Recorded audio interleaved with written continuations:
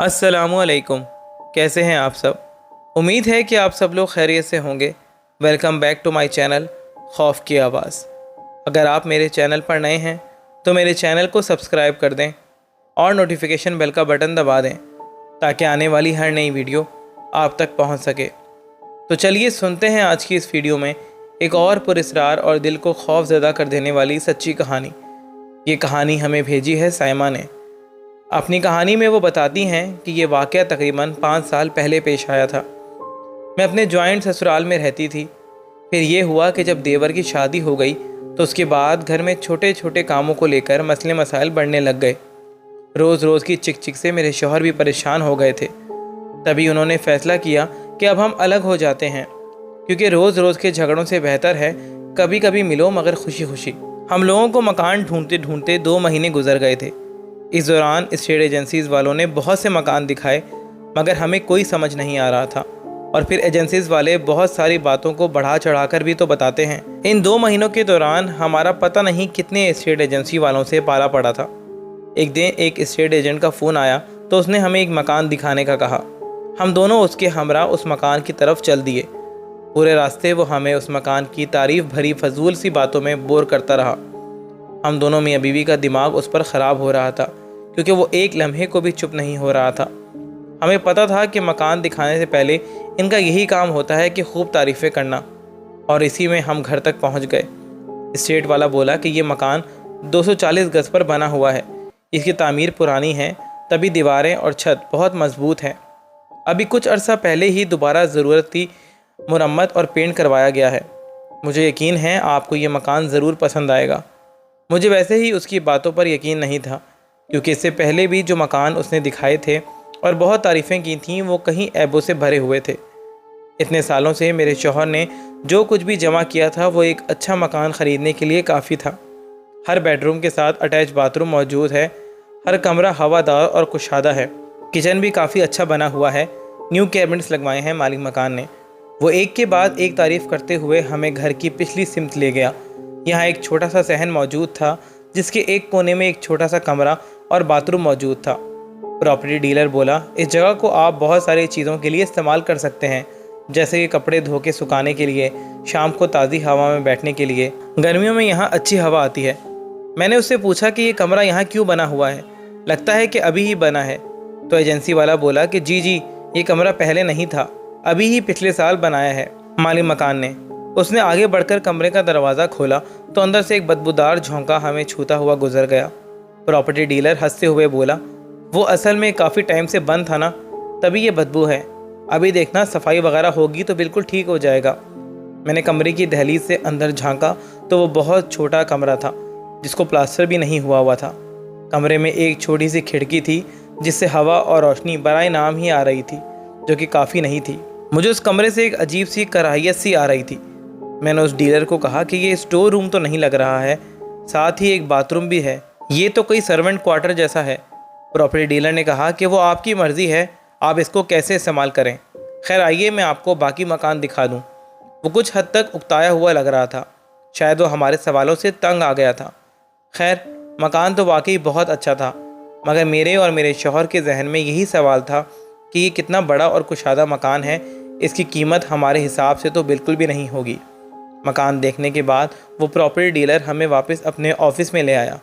हमने उससे काफ़ी बार कीमत पता करनी चाहिए, मगर उसने रास्ते में नहीं बताई।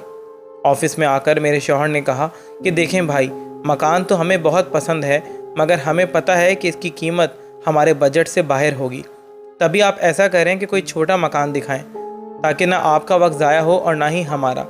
तो इस पर वो प्रॉपर्टी डीलर बोला, अरे भाईजान, यही तो असल मकान की ख़ास बात है, इसकी कीमत बिल्कुल आपके बजट के मुताबिक है। बाकी कुछ ऊपर नीचे तो इंसान अरेंज कर ही लेता है।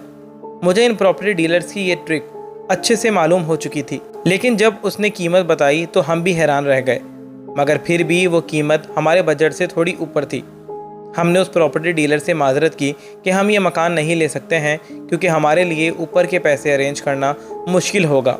इसके बाद हम मज़ीद 1 महीने तक मकान देखते रहे।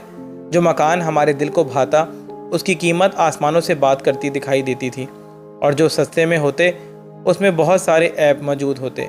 میرے شوہر کے ذہن میں تو وہی مکان بسا ہوا تھا جسے ہم نے کچھ قیمت کی وجہ سے چھوڑ دیا تھا۔ میرے شوہر ہر مکان دیکھنے کے بعد کہتے کہ اس سے بہتر تو وہی مکان تھا، ذرا فرق ہی تو ہے، تو پھر وہی مکان کیوں نہ لے لیں۔ بالآخر ہم دونوں میاں بیوی نے وہ مکان خریدنے کا فیصلہ کر لیا۔ میں نے اپنے سارے زیورات بیچے اور میرے شوہر نے اپنی کار، اور پھر ہم نے مزید اس پراپرٹی ڈیلر سے منت سماجت کی کہ پیسے کم کر دے، مگر وہ تو اڑا ہوا تھا کہ پہلے ہی قیمت بہت کم ہے۔ مگر ہمارے بے حد اصرار پر اس نے ذرا قیمت مزید نیچے کر دی اور آخر کار ہم نے وہ مکان خرید لیا۔ ہمارے لیے اپنی چھت خریدنے سے زیادہ بڑی خوشی اور کوئی نہیں تھی۔ ہماری مکان کچھ دیر کے لیے آیا اور ضروری کاغذات پر سائن وغیرہ کر کے وہ واپس چلا گیا۔ وہ بالکل خاموش سا نظر آ رہا تھا، جس پہ پراپرٹی ڈیلر نے کہا کہ وہ بس کچھ عرصہ ہی پاکستان میں ہیں، وہ باہر شفٹ ہو رہے ہیں۔ ہم دونوں میاں بیوی مکان میں ایک ہفتے کے بعد شفٹ ہو گئے۔ ہماری خوشی کا تو کوئی ٹھکانہ نہیں تھا۔ ہمیں اپنا گھر مل چکا تھا، بچے بھی بہت زیادہ خوش تھے۔ ہم نے فی الحال گھر میں ایک کمرہ صاف کر کے اس میں فرنیچر سیٹ کر کے اس کو رہنے کے قابل بنا لیا تھا۔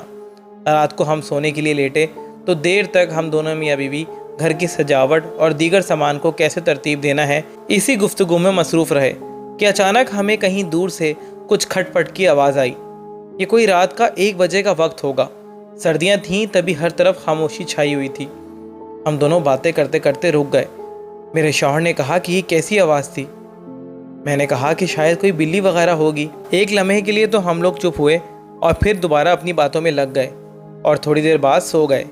اگلے دن پھر رات کے وقت وہی کھٹ پٹ کی آواز آئی۔ پہلے تو میں نے انسنی کر دی، مگر کچھ دیر بعد ٹھک ٹھک کی آواز دوبارہ آنا شروع ہو گئی۔ وہ آواز ایسی تھی جیسے کوئی ہتھوڑی ٹھوک رہا ہے۔ میں نے گھڑی پہ نظر ماری تو رات کے 1 بج رہے تھے۔ میں نے دل ہی دل میں سوچا کہ اس وقت کس کو ٹھوکا پیٹی کی پڑی ہوئی ہے، اور میں دوبارہ سونے کی کوشش کرنے لگی، مگر پھر تو جیسے یہ معمول ہی بن گیا۔ روزانہ رات کو 1-1:30 بجے کے دوران وقفے سے گھر میں ٹھوکا پیٹی کی آوازیں آنا شروع ہو جاتی تھیں، اور بعض دفعہ پوری رات جاری رہتی تھیں۔ پوری رات آتی ان آوازوں کی وجہ سے میرے شوہر کو بھی کام پہ جانے میں دشواری ہوتی تھی۔ ان کے سر میں مسلسل درد رہنے لگ گیا تھا۔ بچے بھی اسکول جانے میں تنگ کرنے لگ گئے تھے۔ کئی بار میں نے اٹھ کر رات کے وقت گھر کے باہری طرف بھی دیکھا اور جائزہ لیا، مگر آس پڑوس میں نہ تو کوئی گھر ایسا تھا جو زیر تعمیر تھا اور نہ ہی کسی کے گھر کی لائٹس آن ہوتی تھیں، جس کی وجہ سے پتہ چلتا کہ وہاں کام ہو رہا ہے۔ شروع میں تو کھٹ پٹ کی آوازیں وقفے سے آتی رہیں، پھر یوں لگتا تھا کہ کوئی لگاتار جان بوجھ کر ٹھک ٹھک کر رہا ہے۔ میرے شوہر اور میں نے آس پاس کے گھر والوں سے بھی معلوم کیا کہ رات کے وقت کون کام کرتا ہے، مگر سب نے لا علمی کا مظاہرہ کیا اور کہا کہ نہیں، ہمارے گھر میں تو کوئی کام نہیں ہو رہا ہے۔ کچھ دن بعد میرے شوہر کام سے واپس گھر آ رہے تھے تو ہمارے گھر کے باہر کسی بڑے میاں کو کھڑے ہوئے دیکھا۔ وہ بڑے اطمینان سے غور کر رہے تھے اور ہمارے گھر کو مسلسل دیکھے جا رہے تھے۔ میرے شوہر نے ان کو سلام کیا تو انہوں نے میرے شوہر سے پوچھا کہ بیٹا کیا اب آپ یہاں پر رہتے ہو؟ تو میرے شوہر نے کہا کہ جی ہاں، میں نے کچھ دن پہلے ہی یہ گھر خرید لیا ہے۔ کیوں خیریت؟ یہ کہتے ہی ان بڑے میاں کے منہ پہ اداسی سی چھا گئی اور وہ کہنے لگے کہ بیٹا کام تو نہیں تھا، یہاں ایک بہت پرانا اور گہرا دوست رہتا تھا، آج اس کی یاد آئی تو یہاں چلا آیا اس کا گھر دیکھنے۔ میرے شوہر نے مالک مکان کا نام لیا جس سے ہم نے یہ مکان خریدا تھا، تو وہ کہنے لگے کہ نہیں، وہ تو اپنا بچہ ہے، ہمارے سامنے ہی کھیل کود کر بڑا ہوا ہے، میں تو اس کے ابا کی بات کر رہا ہوں، ابھی کچھ مہینے ہی ہوئے ہیں اس کے انتقال کو۔ میرے شوہر نے کہا کہ اچھا، مجھے معلوم نہیں تھا۔ ان بڑے میاں نے میرے شوہر کو کہا کہ علی تو کب سے اپنے باپ کو یہ مکان بیچنے کا کہہ رہا تھا، مگر میرا دوست اپنا مکان بیچنے کو راضی نہیں تھا۔ اس نے اپنی پوری زندگی اس گھر میں گزار دی، ہر دکھ سکھ اسی گھر میں دیکھا، مگر اولاد کہاں سمجھتی ہے۔ وہ بڑے میاں اور میرے شوہر باہر کے ایک چبوترے پر بیٹھ گئے۔ بڑے میاں نے بتایا کہ علی بھی برا بچہ نہیں تھا، مگر وہ شادی کے بعد بس مکان بیچنے کے پیچھے پڑا ہوا تھا۔ اس کی بیوی بھی تیز مزاج کی تھی تو علی کو بہکاتی رہتی تھی اور گھر سیل کرنے کا کہتی، تو علی بھی اپنے باپ سے بدتمیزی کرتا اور اپنے باپ کو برا بھلا کہتا رہتا۔ اپنے آخری دنوں میں میرا دوست میرے بہت قریب رہا، میں اکثر پورا دن اس کے پاس بیٹھا رہتا تھا تو اس کی بہو چیختی تھی کہ یہ کیا عذاب دوست ہیں، پورا دن یہیں پر پڑا رہتے ہیں، ہمیں اپنے بھی 100 کام ہوتے ہیں، اب پورا دن میں ان کے اور ان کی دوستوں کی خدمتیں نہیں کر سکتی ہوں۔ پھر بیٹا کیا تھا، میں نے بھی وہاں آنا جانا بہت کم کر دیا۔ وہ بتاتے رو پڑے۔ پھر میرے شوہر نے پوچھا کہ آخر ان کو بیماری کیا تھی، تو انہوں نے بتایا کہ بیوی کی موت اور بیٹے کی اور بہو کی غلط رویوں نے اس کو اندر سے ختم کر دیا تھا۔ اس کے پھیپھڑے فیل ہو گئے تھے، مگر اس کے باوجود وہ اپنے سب کام خود کرتا تھا، کسی کو تکلیف نہیں دیتا تھا۔ مگر ایک دن بیچارہ واش روم میں گرا تو اس کی ٹانگ میں فریکچر ہو گیا۔ بجائے کہ بہو اور بیٹا خدمت کرتے، اس کے بیٹے علی نے تو بہت ہی بے حس قدم اٹھایا، گھر کے پچھلے صحن میں ایک چھوٹا سا کمرہ بنوایا اور باپ کو وہاں ڈال دیا۔ میرے شوہر کو سمجھ آ گئی تھی کہ اچھا یہ مقصد تھا وہ کمرہ بنوانے کا۔ وہاں روشنی اور ہوا کا کوئی گزر نہیں تھا۔ علی نے وہاں اپنے باپ کو فرش پہ لا کے پھینک دیا تھا۔ وہ دن رات ایک پتلے سے گدے پر کھانستا رہتا اور اپنے چھوٹے موٹے کاموں کے لیے بہو اور بیٹے کا انتظار کرتا رہتا، مگر کوئی اس کی سننے والا نہیں تھا۔ جب میں نے اپنے دوست کی حالت دیکھی تو میرا دل پھٹ گیا۔ میں نے علی کو بھی کہا کہ بیٹا یہ تم نے کیا کیا ہے، اپنے باپ کو کس حالت میں یہاں پہ رکھا ہوا ہے؟ تو آگے سے اس کا بیٹا بولا کہ ابا پوری رات کھانستے ہیں، اب میں اور کیا کروں، میرے بچوں کی نیند خراب ہوتی ہے۔ مگر میرا دوست اف تک نہیں بولا۔ آخری بار جب میں اس سے ملنے گیا تو اس کی حالت مزید خراب ہو گئی تھی۔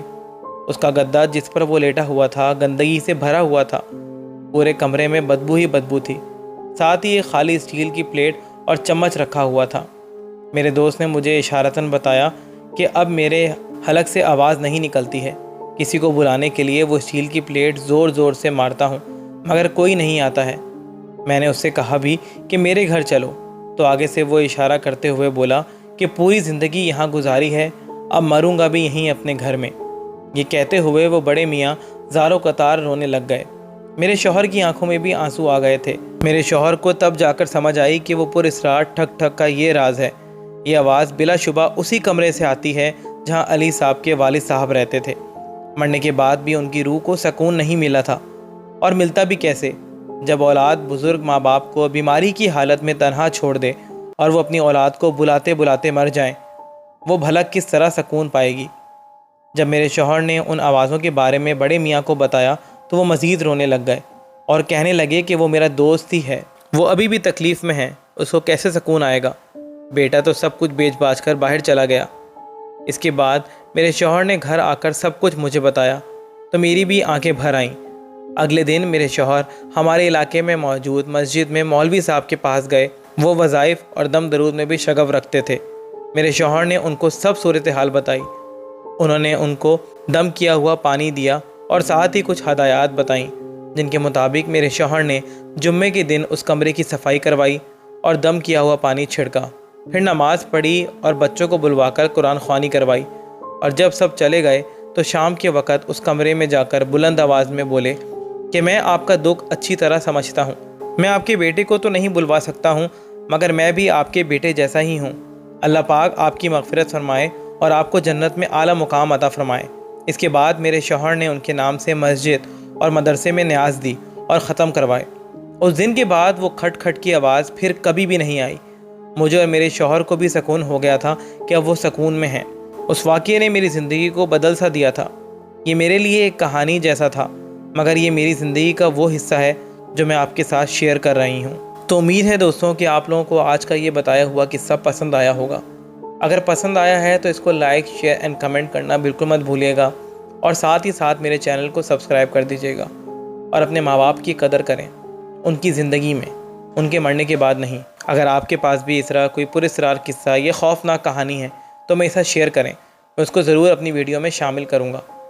تو ملتے ہیں اگلی ویڈیو میں ایک نئے پراسرار قصے، ایک نئی خوفناک کہانی کے ساتھ۔ تب تک کے لیے دیجیے اجازت۔ اللہ حافظ۔